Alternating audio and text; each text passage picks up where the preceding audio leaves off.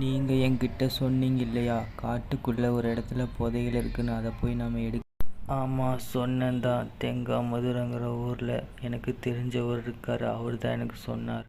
தெங்காமதுரை ஊருக்கு இவங்க வந்துட்டாங்க. வர வழியில் அவங்க சின்னம்மா பையன் நிற்கிறாரு. எங்க உங்களுக்கு பாசுவை தெரியுமா? அவங்கள தேடி தான் நாங்கள் வந்திருக்கோம். ஆமாங்க, அவங்க எங்கள் பெரியம்மா பையன்தான். வாங்க உங்களை கூட்டிகிட்டு போகிறேன். அவளோட நண்பர்களும் பாசுவோட வீட்டுக்கு போகிறாங்க. பாசு மாமே, உன்னை தேடி பழைய நண்பர்கள் வந்திருக்காங்க பாருங்க. வாங்குறப்ப எப்படி இருக்கீங்க? என்ன விஷயமா வந்திருக்கீங்க?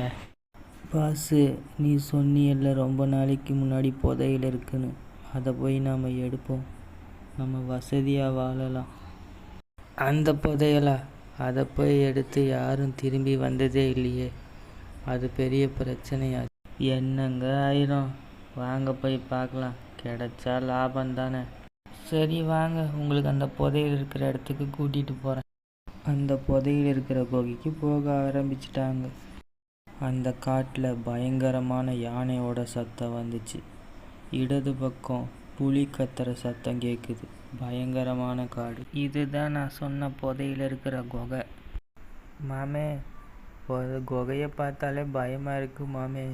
எனக்கு என்னமோ சரியாக தோணலை. ஆபத்தான குகைக்குள்ளே அவங்க போக ஆரம்பிச்சிட்டாங்க.